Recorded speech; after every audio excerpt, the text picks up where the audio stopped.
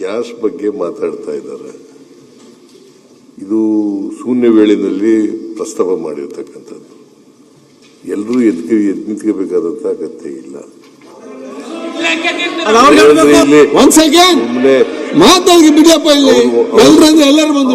ಪ್ರಸ್ತಾಪ ಮಾಡಿರೋರು ಅವರು ಉತ್ತರ ಕೊಡಬೇಕಾಗಿರೋರು ಫುಡ್ ಮಿನಿಸ್ಟರ್. ಇವತ್ತೇ ಮೀಟಿಂಗ್ ಮಾಡಿದ್ದಾರೆ.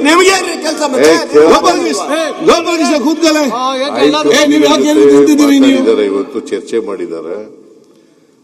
ಅಲ್ಲಿ ಏನು ಆಯಿಲ್ ಕಂಪನಿಗಳವರು ಏನು ಹೇಳಿದ್ದಾರೆ ಅಂತಕ್ಕಂಥದನ್ನ ಪ್ರಸ್ತಾಪ ಮಾಡ್ತಾರೆ. ಅವರು ಅದನ್ನ ಕೇಳಕ್ಕೆ ನಿಮ್ಗೆ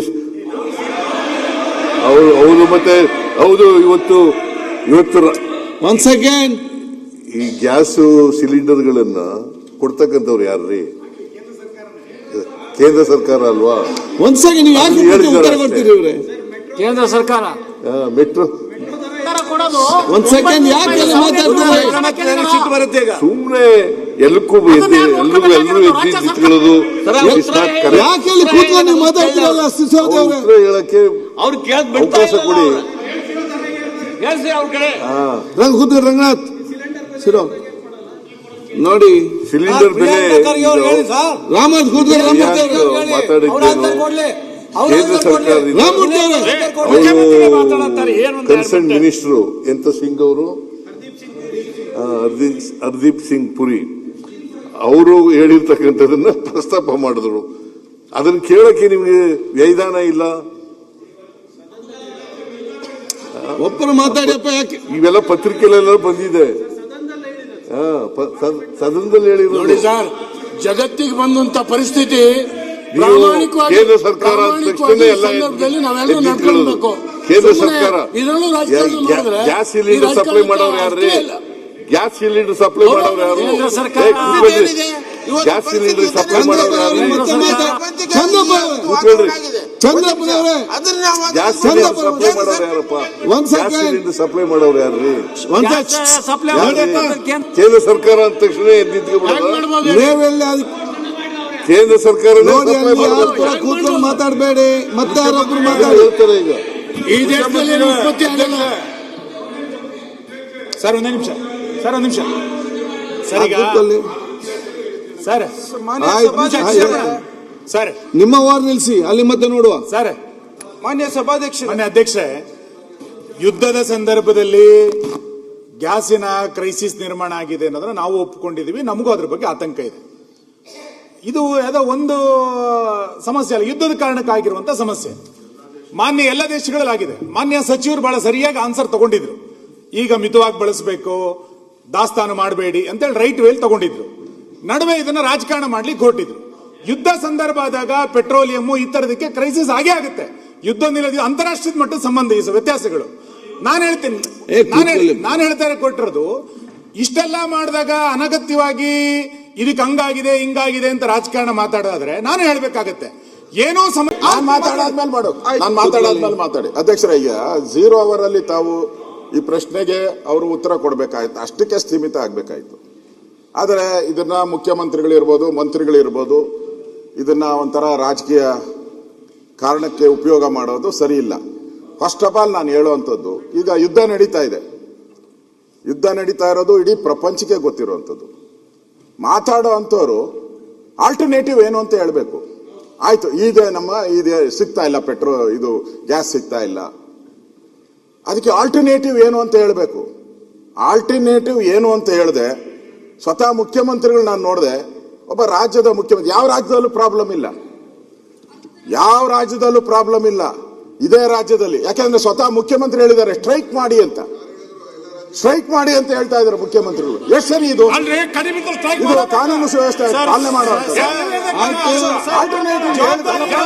ಮುಖ್ಯಮಂತ್ರಿ ಮಾಡಿ ನೀವು ಸ್ಟ್ರೈಕ್ ನಾವು ಹೇಳ್ಬೋದಾ? ಪೆಟ್ರೋಲ್ ಬೆಲೆ ಏರಿಕೆ ಮಾಡಿ ಮುಚ್ಚಿ ಅಂತ ನಾವೇನೇನು ಹೇಳಿದ್ರ? ಎಲ್ಲ ಓಟ್ಲುಗಳು ಮುಚ್ಚಿ ಅಂತ ನಾವೇನೇನು ಹೇಳಿದ್ರ? ಒಬ್ಬ ರಾಜ್ಯದ ಮುಖ್ಯಮಂತ್ರಿ ಒಂದು ರೆಸ್ಪಾನ್ಸಿಬಿಲಿಟಿ ಇರ್ಬೇಕಲ್ಲ, ಹೇಳಕ್ಕೆ ಒಂದು ರೆಸ್ಪಾನ್ಸಿಬಿಲಿಟಿ ಇರ್ಬೇಕು. ನಾವು ಅದೇ ಹೇಳ್ತಾರೆ. ಶುರು ಮಾಡಿದ್ರೆ ಇವರು ಓಟ್ ಬೆಲೆ ಏರಿಕೆ ಮಾಡಿದ್ದಾರೆ. ಆ ಓಟ್ ಬೆಲೆ ಏರಿಕೆ ಮಾಡಿದಾಗೆಲ್ಲ ನಾವು ಹೇಳ್ಬಿಟ್ರೆ ಸ್ಟ್ರೈಕ್ ಮಾಡಿ ಅಂತ ನಾವು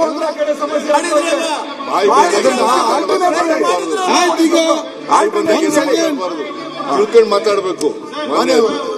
ಮುಖ್ಯಮಂತ್ರಿ ಹೇಳಿ, ಮುಖ್ಯಮಂತ್ರಿ ಮಾತಾಡ್ತಾರೆ.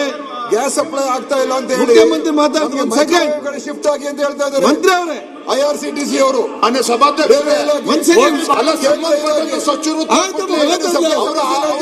ಇಲಾಖೆ ಬಗ್ಗೆ ಮಾತಾಡಿದ್ರು, ಐಟಿ ಬಿಟ್ಟು ಆಯ್ತು, ಅದ್ಬಿಟ್ಟು ಪುಕ್ಷಟ ಎಲ್ಲದಕ್ಕೂ ಮಾತಾಡ್ಕೊಂಡು ಹೋಟೆಲ್ ಬಾಗಿಲು ಹಾಕಿ ಆಯ್ತು, ಮುಖ್ಯಮಂತ್ರಿ ಅಂತ ಮಾತಾಡ್ತಾರೆ. ಕೂತ್ಕೊಳ್ಳಿ ಒಂದ್ ಸೆಕೆಂಡ್. ಆಯ್ತು, ಕೂತ್ಕೊಳ್ಳಿ. ಆಯ್ತು, ಒಂದ್ ಸೆಕೆಂಡ್. ಚರ್ಚೆ ಮಾಡ್ತೀವಿ ಇಲ್ಲಿ. ಗೋಪಾಲಕೃಷ್ಣ ಅವರೇ, ನಾನು ಹೇಳದ್ದು ಪ್ರಶ್ನವ್ರು ವಿಚಾರ ಮಾಡಿದ ತಮ್ಮಯ್ಯ ಕೂತ್ಕೊಳ್ಳಿ ಇಲ್ಲಿ. ನಮಗೆ ಸಿಲಿಂಡರ್ಗಳು ಬರದೇ ಹೋದ್ರೆ, ಕಮರ್ಷಿಯಲ್ ಸಿಲಿಂಡರ್ಗಳು ಬರದೇ ಹೋದ್ರೆ, ಗ್ಯಾಸ್ ಸಿಲಿಂಡರ್ಗಳು ಬರದೇ ಹೋದ್ರೆ ನಾವು ಚಳವಳಿ ಮಾಡಬೇಕಾಗತ್ತೆ, ಹೋಟೆಲ್ಗಳನ್ನು ಬಂದ್ ಮಾಡಬೇಕಾಗತ್ತೆ ಅಂತ ಹೇಳಿದ್ರು. ಅವ್ರು ಹೇಳಿದ್ರು ಸರಿ ಇದೆ ಅಂತ ಹೇಳಿದೆ. ನಾನು ಅವ್ರನ್ನ ಪ್ರಚೋದನೆ ಮಾಡಿ ಚಳವಳಿ ಮಾಡಿ ಅಂತ ಹೇಳಿದೆ ಅಂತ ಅನ್ನೋದು ಸುಳ್ಳು. ಪ್ರಶ್ನ ನೋಡಿ, ನೀವ್ ಏನ್ ಹೇಳಿದಿರ ಅಂತ ನೀವ್ ಹೇಳ್ಬೋದು, ನೀವ್ ಹೇಳಿ ಮರ್ತು ಬಿಡ್ತೀರಾ. ಆ ಪ್ರೆಸ್ ಅವ್ರೇನು ಮರೆಯಲ್ಲ, ಅವ್ರು ಅದನ್ನೇ ತೋರಿಸಿ ಹೇಳ್ತಾ ಇದಾರೆ. ನೀವು ಚೆಕ್ ಮಾಡಿ, ನೀವ್ ಎಲ್ಲ ಚಾನೆಲ್ ಬೇಕಾದ್ರೆ ಚೆಕ್ ಮಾಡಿ. It is not correct. It is correct. It is correct. ನೀವು ಮಾಧ್ಯಮದಲ್ಲಿ ಏನ್ ಬಂದಿದ್ದೋ that is correct. That is correct. ಹೌದು, ನಿಮ್ಗೆ ಬೇಕಾದ್ರೆ ಎಲ್ಲ ಕಳ್ಸಿಕೊಡ್ತೀನಿ. ನೀವು ಇದ್ರ? ಹೌದು, ನಾನು ನೋಡಿದ್ದೀನಿ ಎಲೆಕ್ಟ್ರಾನಿಕ್ ಮೀಡಿಯಾ. ನಾನು ಇರ್ಬೇಕಲ್ಲಿ. ಆಯ್ತು, ಪ್ರತಿಪಕ್ಷ ಅಲ್ಲ, ನಾನು ಹೇಳಿದೆ. ಹೌದು, ನೀವು ಡಿಮ್ಯಾಂಡ್ ಮಾಡ್ತಾ ಇರ್ತಕ್ಕಂಥದ್ದು ಸರಿಯಾಗಿದೆ. ಸರಿ, ಅಲ್ಲಿ ಹೇಳ್ಬೇಕಾಯ್ತು. ಸ್ಟ್ರೈಕ್ ಮಾಡೋದಕ್ಕೆ ಮುಖ್ಯಮಂತ್ರಿಗಳು ಬೆಂಬಲ ಅದೇ ಬಂದಿದ್ದು. ನೋಡಿ, ಇಲ್ರಿ, 100% ಅಷ್ಟೇ ಬಂದಿರೋದು. 100% ಇನ್ಕರೆಕ್ಟ್. ಹೇಳಿ ಹಂಗಾರೆ. ನಾನು ಹೇಳಿಲ್ಲ ಸ್ಟ್ರೈಕ್ ಮಾಡಕ್ಕೆ ಅಂತ ಹೇಳಿ ಒಪ್ಪನೆ. ಇವಾಗ ಏನು ಇಲ್ಲ, ನಾನು ಇವತ್ತೇ ಹೇಳ್ತಾ ಇದ್ದೀನಿ, ಅಸೆಂಬ್ಲಿನಲ್ಲಿ ಹೇಳ್ತಾ ಇದ್ದೀನಿ. ಹೇಳಿ, ನಾನು ಹೇಳ್ತಾ ಇದು ಡಿಮ್ಯಾಂಡ್, ಅವ್ರ ಡಿಮ್ಯಾಂಡ್ ಸರಿಯಾಗಿದೆ ಅಂತ ಈಗಲೂ ಹೇಳ್ತಾ ಇದ್ದೀನಿ, ನಾಳೆನೂ ಹೇಳ್ತೀನಿ, ನಾಳಿದ್ದು ಹೇಳ್ತೀನಿ. ಸ್ಟ್ರೈಕ್ ಮಾಡಕ್ಕೆ ಹೇಳಿರೋದು ಸ್ಟ್ರೈಕ್ ಮಾಡಿ ಅಂತ ಹೇಳಿಲ್ಲ. ಅದು ಬೇಕಾಗಿರೋದು ಸ್ಟ್ರೈಕ್ ಮಾಡಿ ಅಂತ ಹೇಳಿಲ್ಲ. ಬೇಕಾಗಿರೋದು ನಮ್ದು ಪತ್ರಿಕೆಯಲ್ಲಿ ಒಂದು ಸ್ಟ್ರೈಕ್ ಮಾಡೋ ಅಂತ ಸ್ಟ್ರೈಕ್ ಮಾಡಿ ಅಂತ ಹೇಳಿಲ್ಲ. ಹೇಳಿಲ್ಲ. ಸರಿ, ಸಭಾಧ್ಯಕ್ಷ ಅಲ್ಲ, ಸಭಾಧ್ಯಕ್ಷ ಮುಖ್ಯಮಂತ್ರಿಗಳೇ ಹೇಳ್ತಾವ್ರೆ, ಹೇಳಿಲ್ಲ ಅಂತ ಹೇಳಿದ್ದೀರಿ ಅಂತ ಹೇಳಿ ಅವ್ರ ಮೇಲೆ ಮುಖ್ಯಮಂತ್ರಿ ಕ್ಲಾರಿಟಿ ಕೊಟ್ಟಿದ್ದಾರೆ. ಕ್ಲಾರಿಟಿ ಕೊಟ್ಟಿದ್ದಾರೆ, ಚರ್ಚೆ ಬೇಡ. ವಿರೋಧ ಪಕ್ಷ ನಾಯಕರು ಮಿನಿಸ್ಟರ್ ಉತ್ತರ ಕೊಡಲಿ. ವಿರೋಧ ಪಕ್ಷ ನಾಯಕರು ಹೇಳಿದ್ರು, ಬರೀ ಕರ್ನಾಟಕ ರಾಜ್ಯದಲ್ಲಿ ಮಾತ್ರ ಈ ಸಮಸ್ಯೆ ಉದ್ಭವ ಆಗ್ತಾ ಇದೆ ಅಂತ ಹೇಳಿದ್ರು. ದಿನೇಶ್ ಗುಂಡೂರಾವ್ ಅವರು ಅವ್ರ ಇಲಾಖೆ ಬಗ್ಗೆ ಮಾತಾಡ್ರಿ. ಮಾತಾಡ್ಲಿ.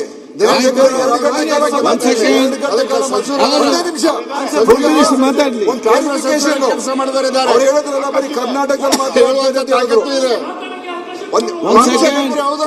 ಅವ್ರು ಹೇಳುದು ಬರೀ ಕರ್ನಾಟಕದಲ್ಲಿ. ಮಿನಿಸ್ಟರ್ ಮಾತಾಡ್ಲಿ. ಇವ್ರೆ ಕ್ಲಾರಿಫೈ ಮಾಡಿ. ಯಾರು ಕೇಳೋ ಪರಿಸ್ಥಿತಿ ಇಲ್ಲ. ಕ್ಲಾರಿಫಿಕೇಶನ್ ಕೂಡ ಇಡೀ ಯಾರಿಗೂ ಬೇಡ ಸಮಸ್ಯೆ. ಇಂಡಿಯನ್ ಹೋಟೆಲ್ಸ್ ಅಸೋಸಿಯೇಷನ್ ಅವರು ಹೇಳಿದರೆ 20% ಹೋಟೆಲ್ಗಳು ಮುಚ್ಚಿದ್ದಾರೆ ಅಂತ ನಿನ್ನೆ ಹೇಳಿಕೆ ಕೊಟ್ಟಿದ್ದಾರೆ.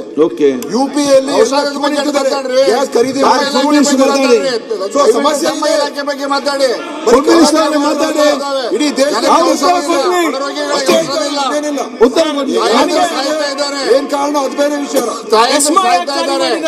ಆಯ್ತು, ಅವ್ರು ಉತ್ತರ ಎಸ್ಮಾ ಯಾಕೆ ಜಾರಿ ಅವ್ರು ಕೇಳ್ತಾರೆ. ಪ್ರಿಯಾಂಕ್, ಕ್ರೈಸಿಸ್ ಇಲ್ಲ ಅಲ್ಲ ದೇಶದಲ್ಲಿ, ಕ್ರೈಸಿಸ್ ಇಲ್ಲ. ಎಸೆನ್ಷಿಯಲ್ ಸರ್ವಿಸ್ ಮೇಂಟೆನೆನ್ಸ್ ಆಕ್ಟ್ ಕೇಂದ್ರ ಸರ್ಕಾರ ಯಾಕೆ ಜಾರಿ ಮಾಡಿದೆ?